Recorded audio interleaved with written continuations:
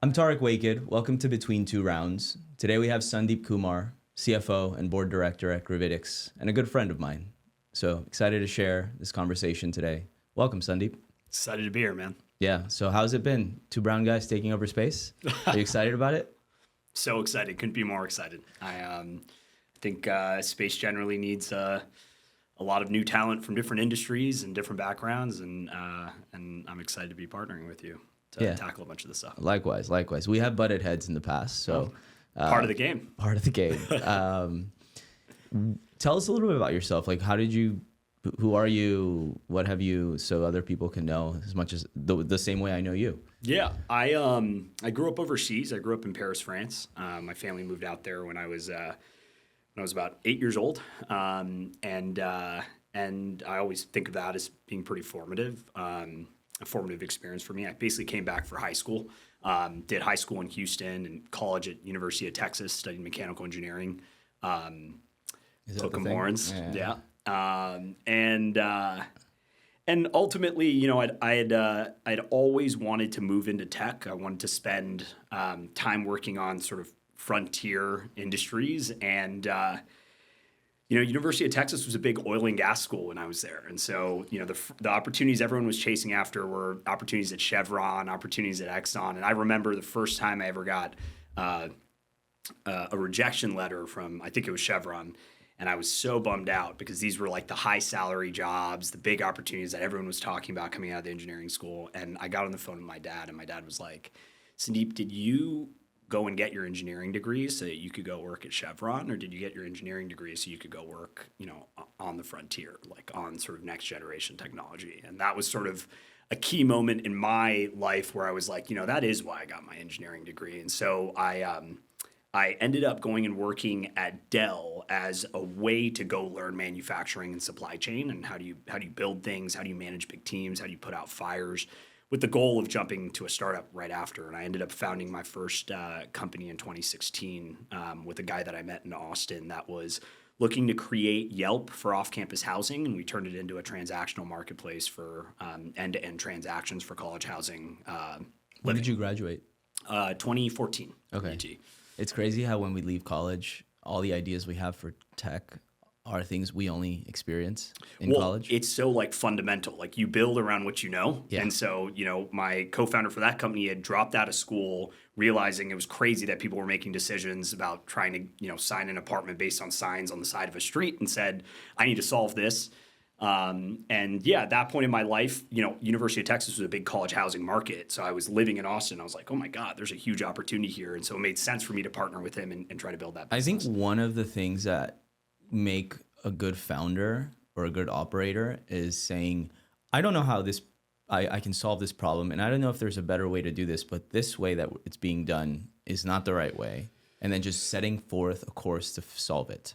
I mean, I think it's so important, because I think when you're telling people how to think about going about starting a company, I always think the best advice is start actually just writing down the things that you see that are broken, because if you're not actively capturing what's not working out there, it's really hard to then sit there and think about what you want to improve on. Mm-hmm. And so I think that's the number one skill set for any entrepreneur is just start documenting the problems that you're seeing. So you have a list of stuff that you can look at and say, hey, that was broken. I don't know why it was working that way. And then I think the idea generation comes, out of that process. 100%. And for me, when I started my first tech startup, I was in Latin America, and I'm lazy, so I didn't have groceries in my fridge. So I was like, oh, in the US, I can just use an app to call groceries, right, and there's nothing that exists here. So I was like, I don't know how to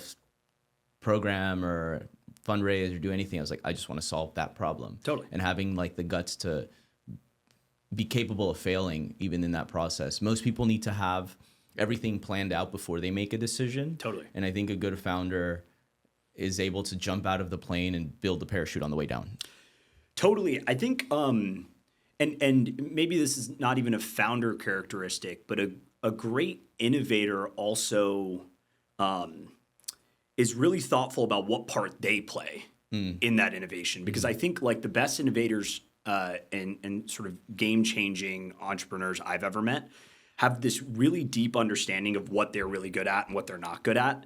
And so when it comes down to actually solving the problem, they tend to have like these really thoughtful ways of thinking about, hey, do I need to be the CEO of this company, or do I just need to be the best fundraiser that I can be for this company? Yeah. Do I need to be the person that builds the initial team and sends them on their way, or do I need to be an operating member, right?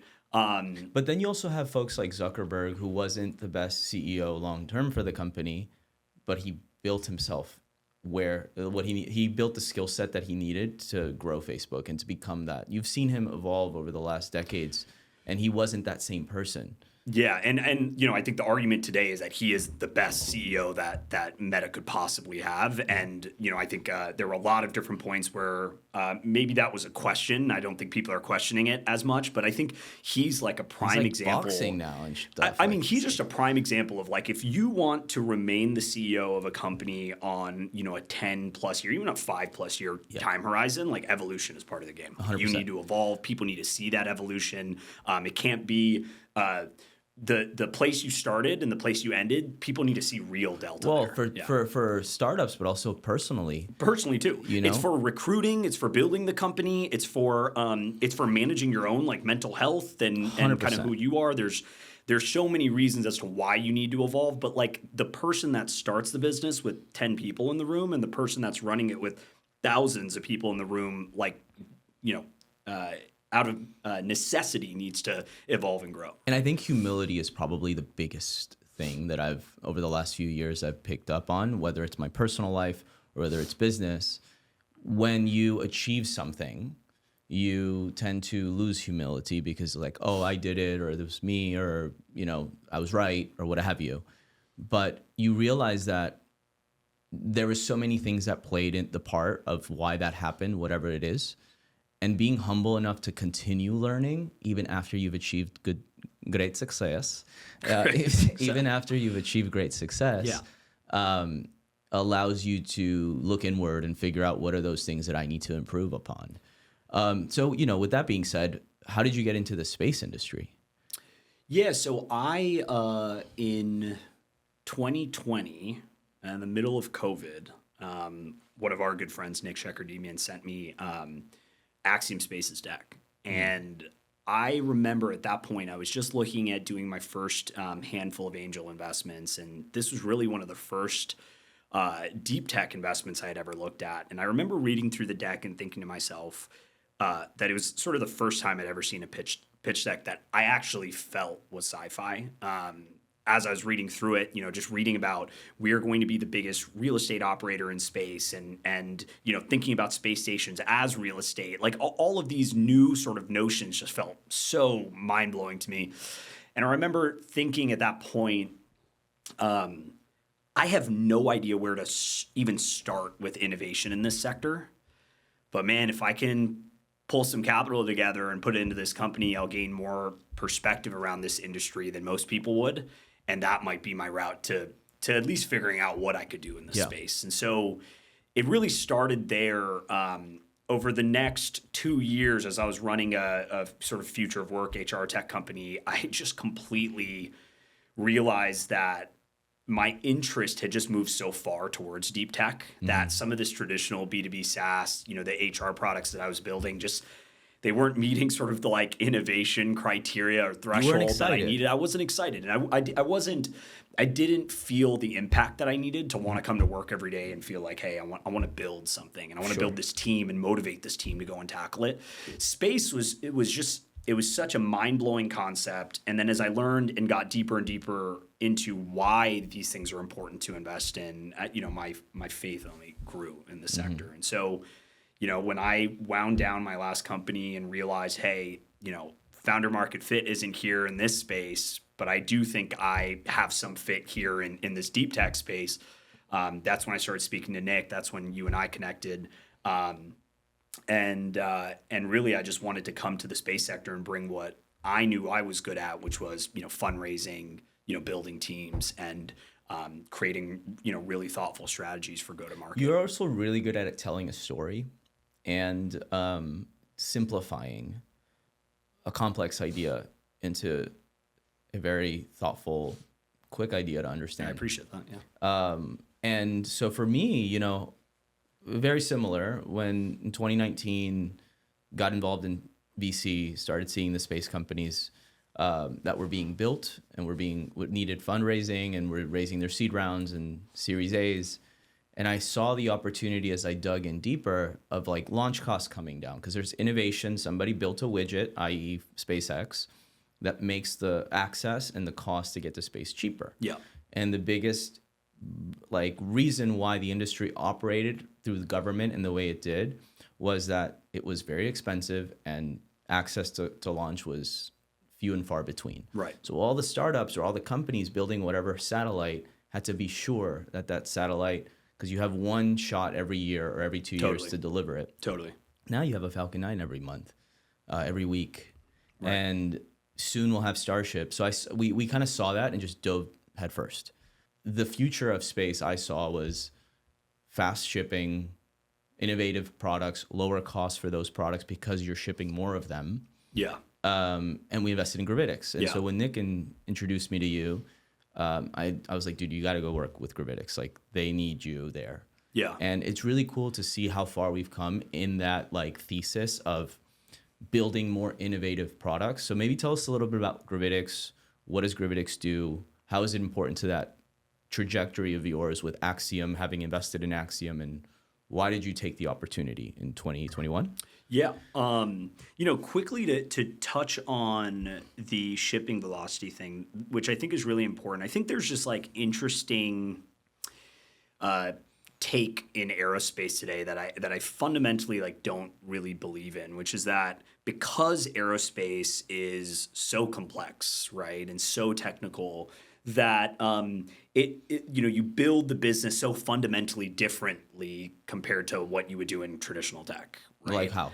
And because it's so complex, you need more dollars earlier to invest in more technologies earlier to show more progress. But is it earlier. really that much more complex? Well, I think that is sort of my argument. I think the argument is that the complexity increases, but that's even more of a reason to bring traditional product strategy into it, right? Like the traditional product strategy of like focusing on shipping, focusing on iteration, focusing on getting feedback from the market works better with more complex products, right? Because more complex products inherently require you to kind of work on them longer before you crack it. Mm-hmm. The problem is you can waste a lot of money in that process if you don't break that complex problem into concrete scopes that you tackle one at a time and you just focus on, hey, get the next thing out, get some feedback. And so I think what's been really important to me when I've started working with aerospace companies and spending time with companies like Gravitics is how do we bring that traditional product mentality to the table for the aerospace company, set really thoughtful milestones for ourselves and say, hey, building to the moment where we get our first space station module is going to be broken down into 16 steps, and we're going to make multiple of these steps fundraising moments for the company, and we're going to prove out product traction and business development traction side by side. Just because it's more complex doesn't mean you throw out the playbook. It actually means you stick to the playbook even harder. Is sort of my take on it. And so, for everyone who's not aware of Gravitics, what does Gravitics do in relation to Axiom? Yeah, so Gravitics really is a space infrastructure company. And so what we build are these multi-purpose modules that can be used in orbit for a variety of different purposes, whether it be for stations, so an actual habitat for astronauts, or a module docked to a station that's being used for power or something like that, or whether it be the $125 million contract that we signed with Axiom Space that's really about using that module for cargo delivery. And so delivering cargo to their station and giving them the ability, once they remove the cargo, to just have more space in their station accordingly. And how does it work currently? For if you want to build a space station where you bring astronauts to the station, what is the paradigm? Yeah, so 70% of the station that's up there today was by volume was built by Thales Alenia. How many people fit on that station on the ISS today? Maybe like 8, 10? I think it's like 8 to 10 Can we pull it up? Total people at any given time. I mean, it's very small quarters for these astronauts. When you see videos, you see trash bags all over the place, wires everywhere. There's not a lot of room for storage. It really wasn't built for let's say long-term living on that station, or built for, because it cost so much to get up there back then. Totally. And now that cost is dropping, so that has to change. And that was basically, I think Gravitics was born out of the idea that launch costs are coming down. The last 15 years has been all about orbital accessibility. How do we get to orbit? How do we get to orbit more often? How do we get more up to orbit? And what we've seen over the last 15 years, because the satellite industry was seen as being so valuable, was this launch industry came up and really gave us the ability to say, hey, we're flying every 3 days. We're flying at a fraction of the cost. We can get significantly more up there. Mm-hmm. As that started to come into reality, people like Colin Dawn, our founder and CEO, really started thinking about, okay, it dawned on him. What is the next generation of these modules and these stations that can go up, right? The first version of Gravitics was really around building space station modules to replace the International Space Station. But over time, we realized that if the last 15 years has been about orbital accessibility, the next 15 years is just going to be about what happens in orbit. Mm-hmm. And for things to happen in orbit, you just need infrastructure broadly, whether it be a space station module, a pressurized module for you to host an application in, or whether it be, the cargo logistics need of getting whatever equipment you need in that module to the module, right? And then when you have more people up there, you need more supplies for those people, for those experiments. Totally. And so if it costs you a lot of money because those modules are disposable or they just have one use, then there's always a barrier to entry of who can use it, what applications make sense to use it, right? Totally. And look, like the foundation that Axiom really went to market with was, we're going to build a modular station. That's what we're going to do in the future. And we see ourselves as being sort of the property developer behind them building these modular space station, as in like one module works, generates revenue, another module, and so on and so forth. But also, like, the ISS wasn't built in a way where you could really sort of remove modules, bring them out, put the next one in. It wasn't built thinking about like a 30 to 50 year future of all the different parts of the module or the space station that are going to be taken away, rebuilt, Sure. And so the entire idea was, let's shift this to something that looks a lot more like Lego building blocks, where you're building on top of the station over time. Yeah. And if you want to move one module from this side of the station to the other side of the station, like, you just create a lot more flexibility around them. You also create modules that are inherently multi-purpose. And so, we deliver a module that carries cargo to the station, but we outfit it with life support systems, so that after you remove the cargo from it, you can use it as another habitat, right? Exactly. You can use it as a place to manufacture something. You can use it as a place to test an orbital data center. And so I think what Gravitics is really trying to bring to the industry is, we build building blocks for orbital infrastructure, right? Whether you need to tackle dedicated space in orbit for an application, for a habitat, for whatever it might be, whether you are using it for cargo logistics to get things around orbit, whether you're using it, whether the DoD is using it as a satellite carrier for redundancy purposes, we create the module, the building block that you can use for it. It allows you to focus on what happens inside the module, and we can focus on building the best spacecraft we can. Yeah, and for me, why we invested in Gravitics was that we didn't see a long-term. Let's actually take a step back, and then I'll explain why we were excited about it. You said 30 to 50 year vision for orbital infrastructure. What does it look like 30 to 50 years from now? Are we going to have hundreds of people living in space stations, working in space stations? Is that future capable, or is it only going to be always related to governments? Yeah, so I definitely don't think it'll only be related to governments. I think, like we've seen in a lot of sectors and with a lot of technologies, like, the government is a great institution to push the technology forward initially. And then, there's a reason why they start commercializing from there, because you have so much more opportunity for the technology to flourish. And so I think the government's done such a great job of standing up these programs with NASA, and also done a great job of saying, okay, now we don't want to own launch anymore, so we're going to commercialize it, right? And look at what that industry has become. I think we're going to enter sort of the same realm here on the space infrastructure side and the space station module side, the cargo infrastructure side, where the government realizes more and more that they just want to use commercial services to power government applications, right? So essentially how I think about this industry over the next, let's just call it 30 years, I think of space as having sort of three discrete gold mines. I think the first gold mine was the satellite industry. We realized through observation to power telecom. Yeah, the customers are on Earth. So the customers on Earth, so it's easy. Somebody pays for it on Earth. That's space for Earth, right? Totally, right? And space for space as well. There's plenty of benefits in deep space exploration that's coming from that as well. But it's smaller in the early years. Totally. It wasn't like a big market enough to drive investment required. Exactly, right? They found a commercial loop, which was really about delivering value back on Earth, and they were able to build the launch industry to support that, right?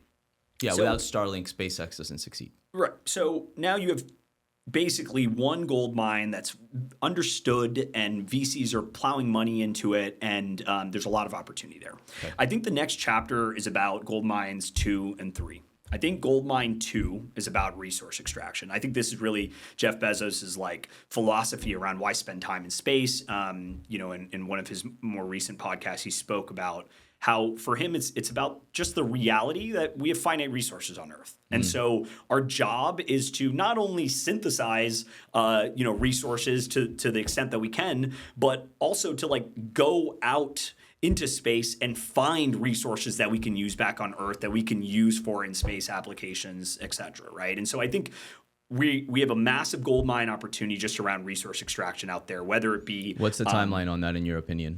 I think the timeline is we're going to run our first tests and sort of discover our first resources here over the next 5 years. Lunar surface. And then I think, the next 10 years is going to be about scaling that, right? Sure. And about thinking about how do we get those resources, move them around, make them more mobile.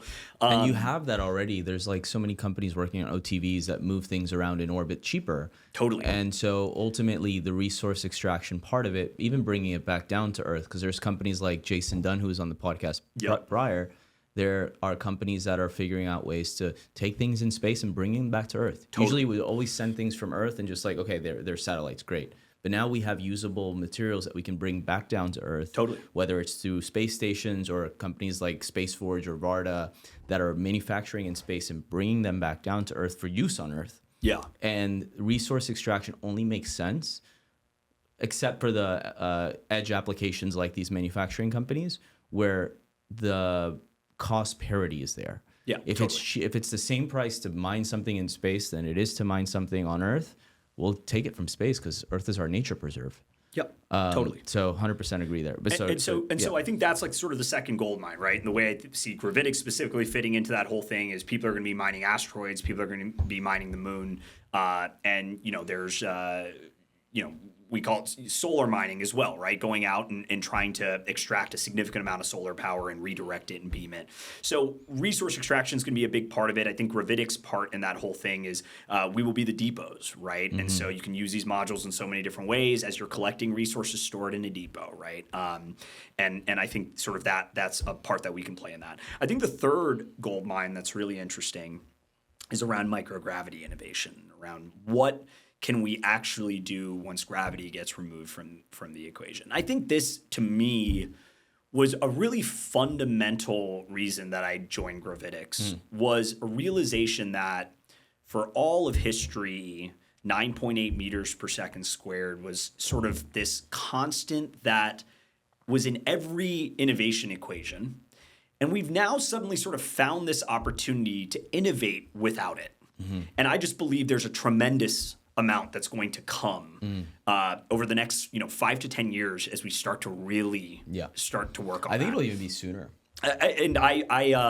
My goal is that it happens for sure over the next 5 years, and but also that we can you have spend the the convergence of other technologies that are helping. Totally.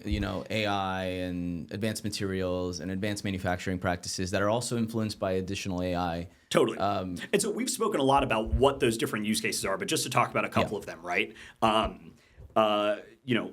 We recently generated an artificial retina and an artificial knee meniscus on the International Space Station. I think like biomanufacturing is such an interesting, organ manufacturing, such an interesting use case. Why? Because on Earth, to grow these organs, cells have to grow against gravity. And so the most expensive part of the entire cost stack is the scaffolding needed for cells to grow up against gravity. When you make it here on Earth. When you make it here on Earth. In microgravity, you no longer need the scaffolding. It grows organically. It grows naturally. It doesn't have to fight gravity in order to grow, right? And so that's like one specific example. As launch costs come down and down and down, you can see a world where, you know, you're manufacturing sheets and sheets of artificial retinas in space. The mass and volume profile is not large for these things, so you can take equipment up for a low cost. You can bring it down for relatively low cost. So the first market is like finding things that we can manufacture in space with the right sort of profile on volume and mass that allow it to be feasible. Small things for high value. Right, and so that's like one example, right? I think another is semiconductor manufacturing, right? Crystalline growth on Earth. You know, you have efficiency losses due to gravity. In microgravity, you don't have to worry about that. Some would argue that there's these free flyer companies that can do it. Do you think those are two different markets? Why would you need a space station to manufacture in space when you have the Vardas and the Space Forge of the world that are aiming to do it without a space station, without all the additional infrastructure? Yeah, look, I think it comes down to just sort of time and roadmap more than anything else, right? I think when you know, Austin, Texas was first sort of set up as a city, it made sense for people to go out there and set up, you know, a small abode for them to spend some time in and come back. And then over time, what happens, like the small abode becomes, you know, a housing complex of some kind, and the housing complex has amenities, and the amenities include power and other utilities that you need to just operate. And so for me, it's like everyone should be trying to kind of get their own free flyer up there to test it in the near term. But then as you are thinking about scaling that, as you're thinking about, okay, well, we got a free flyer up there, but we want to run the next experiment without bringing that thing down. It's valuable to have a station there where you can dock it, you can remove things from it, you can replace things, and be able to operate with a little bit more infrastructure around you to support whatever you're building. I think it also is just a cost thing, right? Flying your own free flyer every single time versus flying one free flyer up and having some station that you can go dock at and try something else is just, I think, a more efficient way for that entire ecosystem to grow. Here's a question for you. Having been a founder, an investor, and also an operator now in space, what do you think people that have spent their whole careers in space don't see of what needs to happen next in space? It's kind of like they're horses with blinders. This is how it's always been done. And you're coming in fresh, new set of eyes, trying to enact change within the industry, within these companies. And then also investors that are from outside of the space industry that are starting to get involved and wanting to invest in some of these companies. What do you find as like the biggest hurdle to convince people that space is valuable or it's worth an investment, it's worth, you know, what has been some thoughts that you've experienced? Yeah, so I'll break it out into sort of my thoughts on investors and then my thoughts on sort of like operators and what they need to think about. I think on the investor side, the biggest hurdle is it really comes down to education. I think that's going to be a key part of Gravitics' roadmap over the next 6 months is educating people on Goldmine 2 and Goldmine 3. Yeah, because a lot of people view as space as like, you know, it's nice to have. Totally. And look, like, I'm not arguing that that there aren't other important terrestrial markets for dollars to flow to, right? But I do believe that on the innovation front, there's just a lot to be done in space, a lot to learn, and a lot of growth, both like economically and just in perspective for humanity that'll come from spending time out there. And so I think for investors, it's thinking about, okay, hey, we've just spent a lot of money building the launch industry, getting this up and running. I think a lot of investors in the space are just starting to think about what's going to come next. Mm-hmm. What's the next 15 years? Mm-hmm. Okay, great. We're going to have a bunch of satellites out there. We're going to empower those satellites. On Mars. Like you heard Elon. He said in 2 years they're trying to launch the first Starship to Mars without crew. But even like before that, right? Like there are just applications that we need to go invest some money and figure out if there's a there, right? And I think, when you look at how venture capital has traditionally been used, like these are the bets that I want venture capital to be flowing towards, because I think they're just the massive humanity bets. If we can figure out how to extract resources more efficiently out there, and leverage those resources on Earth and in space, like what a great win for society if we can figure out new ways to develop things in microgravity that we can do cheaper and better. What a great way for I hear you, venture but I capitalists. think for me, it's always been about humans. Yeah, fair. I think the super app for space is humans. And I think companies like Axiom and Gravitics unlock a layer. Like imagine being able to go to space, have accommodations in space for whether it's leisure or research or what have you. Yeah. The government is the first layer. The applications like space semiconductors and fiber optics, second layer. Yeah. But for it to be a massive industry, you need to have the going to Mars, infrastructure on the lunar surface, Totally. infrastructure in low Earth orbit. And I think people don't realize how quickly that is going to shift. Yeah. And it's like a step function. You have Falcon 9, Falcon Heavy, but Falcon 9, the Dragon, and then you're going to have Starship. Yeah. And that's a step function in terms of Totally. access, cost, Totally. amount of people. And what I've seen in space stations is there is no step function for space stations. It grows from 4 to 8 to 12 people in orbit, but then you're going to have that's like what we're trying to solve for here. Yeah, look, I think we've spent some time in this conversation talking about sort of the economic loops and the value that can be delivered there. I think you're touching on something that I firmly believe in, which is that I think at our core humans are explorers. And I think when we stop exploring sort of the unknown out there in space, we are actually fighting against ourselves, right? And so, for me, I think the path to innovation starts with exploration, right? And so we need to get humans out there exploring. I generally believe that humans and robots will both exist out there, but I'm definitely not siding with one or the other. I think both need to be out there, 100%. right? And that's really important. And there's this new book by Robert Zubrin called "What We Will Build on Mars." Yeah, and he was trying to figure out what is the export that Mars will do to Earth, because there's going to be imports from Earth to Mars, Totally. whether it's like small high value items that you send on ships, computers and things like that you don't have specialized industry because there's not enough people on Mars. Right. Take whatever timeline you want.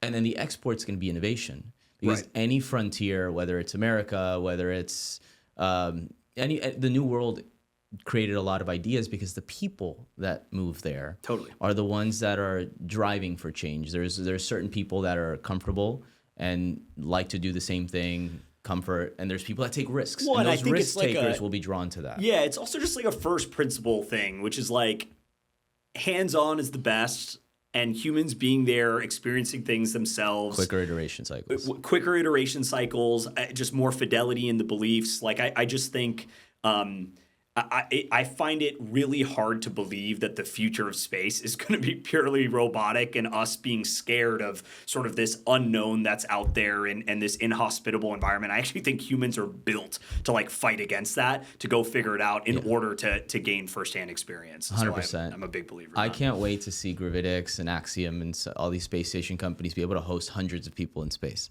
I'm not married, but I always say that's why I invested in Gravitics, because I want to build that future where I can go get married in space. But I'm going to have a lot of friends that want to come. Yep. So having a place to host them all is going to be important. Totally. I'll take all my exits from Gravitics and type Put it one into the wedding. Just put it to the wedding. Very, very Lebanese thing to do. Spend all my money on a wedding and then be broke right after. There you go. And so tell us a little bit about yourself on a personal level, if you don't mind sharing. What drives you? What excites you? What do you like to do? I know we've spent a lot of time outside of work as well. Yeah, so I live in Hermosa Beach. My wife and I moved there during COVID from New York, from Manhattan. I built my sort of fundraising and entrepreneurial chops in the city, building companies, investing in companies out there. And then during COVID, it made sense to kind of come out to the West Coast and spend some time out here. I found that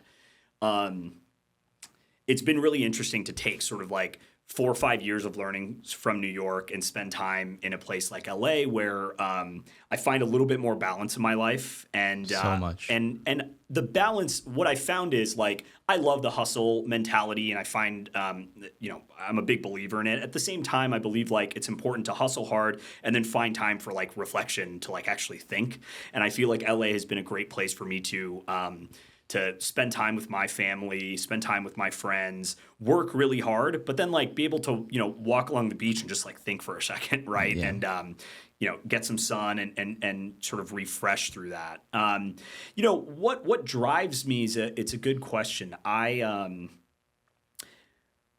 always been so driven to drive like large scale change. Like that has been a big part of why I became an entrepreneur, and the scale of change has been very important to me. Where do you think that comes from? Like what gives somebody that? Because there's people that want to make change and want to be like, make that impact, and there's people that don't have any interest, and they just like to keep to themselves. Like, what do you think maybe as a child like gives you that like inspiration to do that, or is it innate? I think it's probably a mixture of things. Like I think growing up overseas, coming back to the US, I like definitely built sort of a chip on my shoulder through all of that in wanting to prove something. And I don't know if it was proving capability, proving building my own confidence through that, but there was a chip on my shoulder just around wanting to mean something, like wanting to be something. And so when I came back to the US, it was really about sort of finding the way that I can move those things forward. And I remember when I was in Houston, it was like probably my sophomore year of high school. My family used to have this like very sort of intense perspective on every summer you got to be working, right? Like you're in school.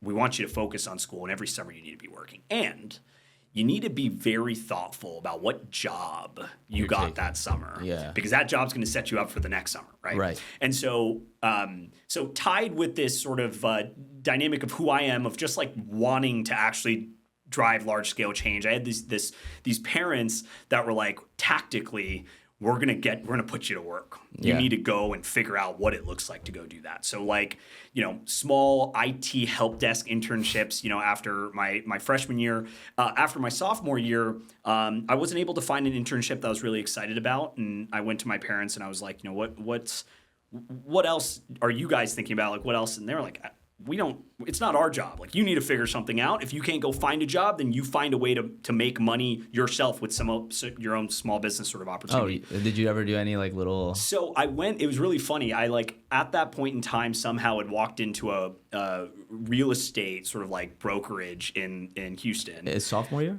College? Sophomore year of high school. High school. And I went in and I basically just asked them. Can we pull up a sophomore year picture of Sundeep? Let's not do that.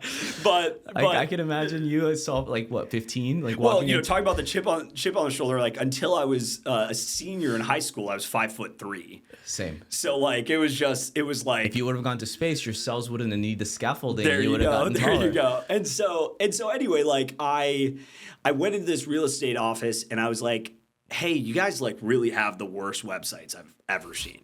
Like for all these individual brokers. And I was like, I'd love to like help you guys kind of just like turn this into something that looks cool. Did you have a French accent? No, I did not.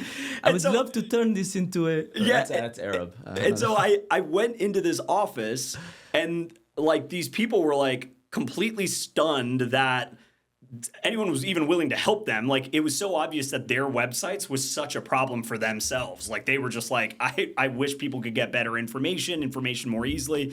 And so before I knew it, I was just like spinning up websites for these real estate agents, right? Oh, no way. And they were like, the first one that I did it for handed me $100. I thought it was like such an incredible amount of money, like $100 bill at that point. I was like, wow. Dude, I spent like $100 on a DoorDash order. It's like, back then that was so much. Totally. It was like, it meant so much, right? And so and so I did that. Yeah, there you go. I did that like sophomore year, and then junior year was another internship, and senior year was another internship, and before I knew it was like I came to college, and man, I had this like hunger for working. Yeah. And it was like college then got reframed as like, okay, I'm going to learn these things, but it's not about these classroom situations. It's not about like, the money It's either. about going and building. Yeah, because it's not about the money. If you're motivated to work for money, you never like wake up and want to go make that change. But if you know there's like a change at the end of it or an impact that you can have, I think it drives you a lot more. Totally. And so basically I came out of college with this continued feeling that I needed to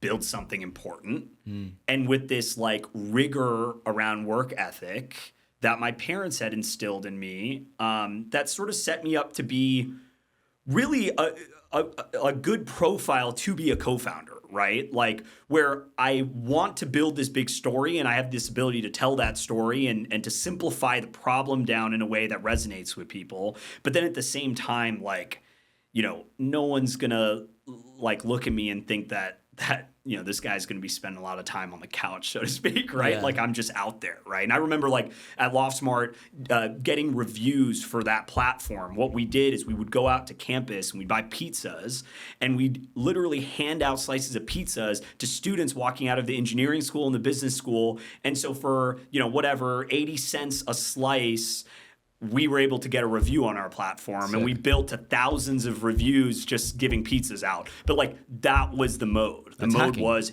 attack. Hacking. That's like, hacking. Go out there and get it. Yeah. Right. And I think, you know, coming back to what operators in aerospace can sort of learn from some of that stuff, you know, some of those experiences, I really do think this mode of you gotta control what you can control and you gotta attack. Right? Just because you're trying to close this customer and the sales cycle is a year and a half doesn't mean you just kind of like, you know, it's at the whim of the world whether this deal closes. It's too laissez-faire. What are you going to do in the meantime to generate revenue for this company, to keep this company self-sustained? I think on that note, also, there's too many assumptions that are taken for granted. Yeah. Because it's always been there. It's like throw out all the assumptions. Yeah. Pressure test all the assumptions. Yeah. Why can't this be done? Or why does it take this long? Or why is this being built this certain way? Totally. And I've been banging my head against the wall with a lot of companies where it's I want to see more of that innovation, more of that like break it. Yeah, and I think it you know, in an interesting way, I think it all starts with goal setting. And in an interesting way in aerospace, because the problems are so hard and because people have been, let's say, battered by all the different ways that things can fail, they tend to like pull back a little bit in how aggressive of a goal they set for themselves because they try to accommodate for a lot of different things that can go wrong. I think like what's made SpaceX such an incredible company and a lot of the other companies that I see in the sector that are doing really well for themselves, what really sets them apart is this ability to just set extraordinarily aggressive goals and to at the same time make a clear point that scope creep isn't a part of our culture. Yeah. So if we have a really intense goal that we need to tackle, and there's for some reason or multiple reasons why we can't hit the goal given the current scope, all right, adjust the scope, retain an aggressive goal, adjust the scope, and try to hit the timeline. Yeah, and I actually, that's a really good point because governments don't like that.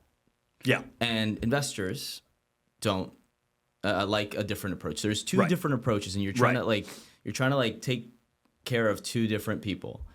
So and that's a perfect point. So at Gravitics, right, the way that we manage it is we understand that we are a dual use business. We're going to have government customers. We are going to have commercial customers. Right. We can't build the business culturally to just serve one or the other. Yeah. Right? So basically, in the organization, there are two different sales cultures around both and two different execution cultures around both, right? One that's really about what infrastructure do we need to be able to wait for the government on their timelines, to be able to capture what their needs are, to understand the full scope of those needs, the 2,000 requirements that they're going to need us. And we understand why the government needs to operate that way, right? But just because we're doing that with the government doesn't mean we're slowing down on the commercial side of the business. But then there's also, I was reading this article and it was saying how NASA, during the Apollo 11 days, the average age of engineers was 28. because you're putting in 80 to 100 hours. And the average age of engineers at SpaceX is, 28. Yeah. Because again, it's like very time consuming and you're like backbreaking. And at certain companies, there's like this seniority. Yeah. Because you've done it for so long, you know better than someone young. I think the ageism in aerospace also, if companies can remove that, that's great. Also, I love to see as an investor, there's a specific company that said, we're going to go do this crazy thing in space. And if we fail, we're out of business. But if we succeed, we're a huge business. Right. But when it comes to NASA, you never say we're going to fail. There's like no chance you're going to fail. It's like, give us a chance that you're going to fail because that's how you succeed. Yeah, in an interesting way, I do think NASA breeds like fear into companies. Yes. Right? And I think it's actually... Check all the boxes so there's no chance you fail. Yeah, I think two things that NASA could do that would be like incredible for the commercial environment. One would be to encourage thoughtful sort of... Risk-taking. Yeah, risk-taking.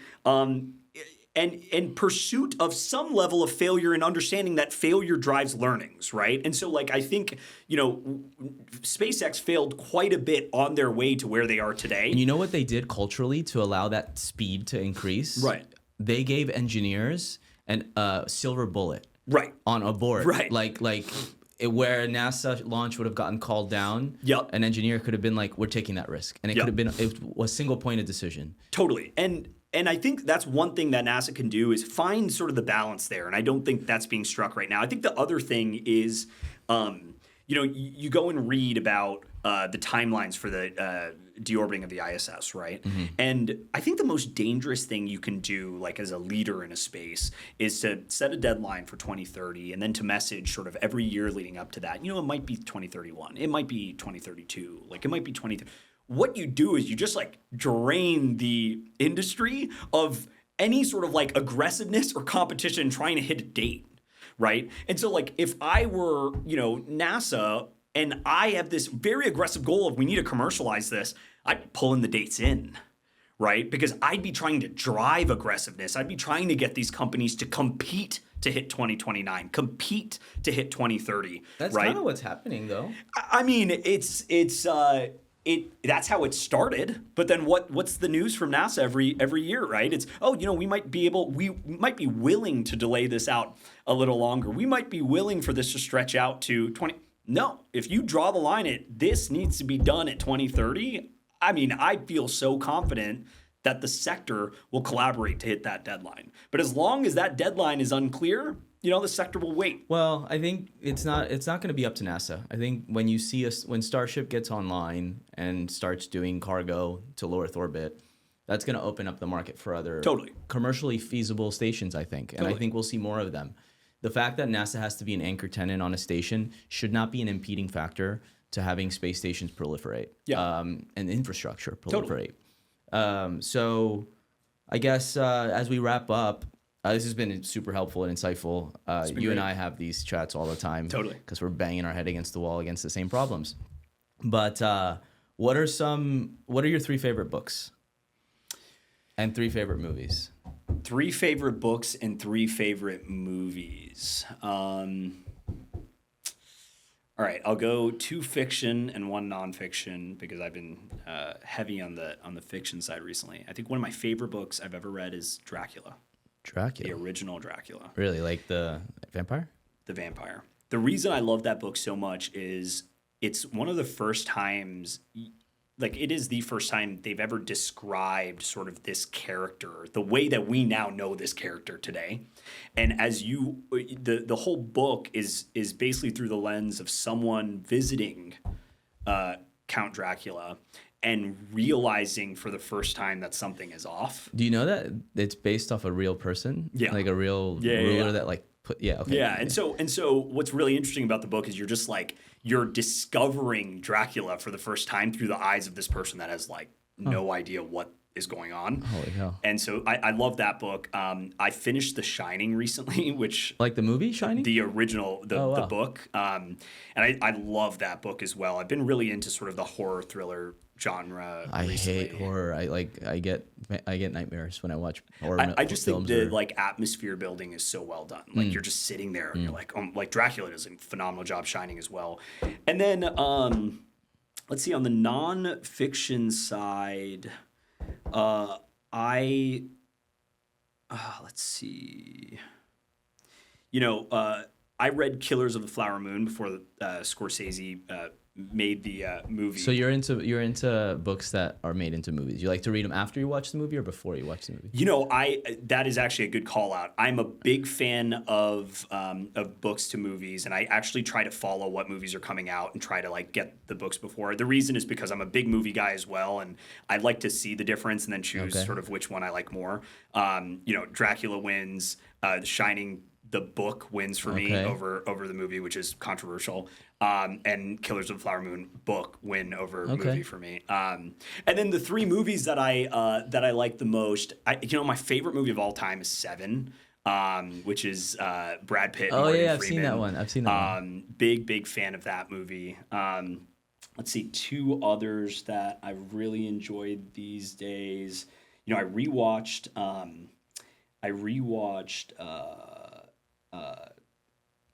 the Sicario recently. Denis Villeneuve. It is an unbelievable movie, and CJ likes it too. And Denis is like just so good at storytelling and sound production, and it's just an incredible movie. And I'd say the third one is probably third favorite movie. I've been going really hard on thrillers and horror in this conversation. Yeah, dude, I'm like, what is... you just been dealing with a lot of horror in the space industry? I just absolutely have. I've loved it my entire life. I don't know. That's like my least... I never knew that about you. It's my least favorite genre. And I'm trying to think third movie. What's something fun? Just say Borat and we'll do some quotes. Just say Borat. Okay, let's say my third movie is definitely probably... Man, I can't You're pick. just like Kamala right now. Definitely, probably. I'm thinking still. Well, I'm trying to find like actually a fun, like not scary movie. So maybe I'll come back to it. Okay. Yeah. Well, my last question for you that I wanted to ask earlier that this, I don't know why thrillers reminded me of it, but do you ever get imposter syndrome in your first startup in the space industry? Do you deal with that ever? Yeah, I think, early in this conversation, we talked a lot about the importance of humility. I think humility is important because it actually enables self-awareness. Mm-hmm. And generally, I feel like imposter syndrome is really natural for people that are hyper self-aware. Because like people that are ambitious and hyper self-aware are going to constantly push themselves to do things that they know they might not be set up to do, but that they'll figure it out. Mm-hmm. And the self-awareness is where the imposter syndrome comes in, asking, should I be doing this? Usually hits on the weekends when you're by yourself. And so I think they just come hand in hand. I constantly have moments of imposter syndrome where I'm like, should I be in this room? Should I be doing this? Am I the one to be able to tackle this? How do you deal with that? I deal with it by reminding myself that my goal is to give it my best shot. And even if you fail, it's okay. Failure is totally okay, and giving it my best shot is really all that I can control. And like, there's a lot of people out there that don't set really aggressive goals for themselves and don't try to leave it all out there on the field. And I think if every time I remind myself that I'm leaving it all out there on the field, and I'm doing it with a lot of ambition, I really care about moving this forward, the imposter syndrome just tends to just fade go into away the for like a week. Yeah. You can never hit a home run if you don't risk striking out. 100%. So thank you for being here today, Sundeep. Of course. Great to be here, man. Thank you.